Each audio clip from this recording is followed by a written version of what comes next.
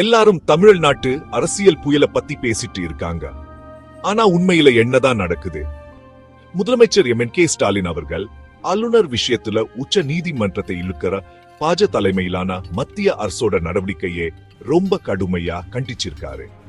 மாநில சுயாட்சியை பலவீனப்படுத்த பார்க்கிறாங்கன்னும் எதிர்கட்சி ஆளுக்கிற மாநிலங்களை குறி வைக்கிறாங்கன்னும் மத்திய அரசு மேல அவர் ஒரு குற்றச்சாட்டு வைக்கிறார்.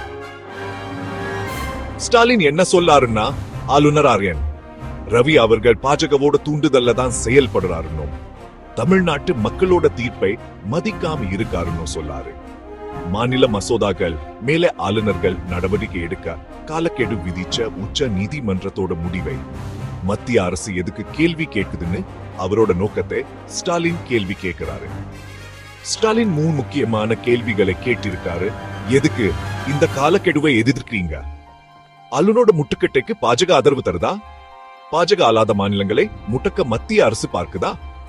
அரசியல் சாசனத்தை காப்பாற்றவும் மாநில உரிமைகளை நிலைநாட்டவும் பாஜக அல்லாத மாநிலங்கள் எல்லாம் ஒற்றுமையா இருக்கணும் ஸ்டாலின் சூப்பிடுறாரு. இந்த சட்ட போராட்டத்துக்கு தமிழ்நாடு தயாரா இருக்கு. இன்னும் நிறைய அப்டேட்ஸ்க்கு மறக்காம நம்ம சேனலுக்கு சப்ஸ்கிரைப் பண்ணுங்க. ஜெக்.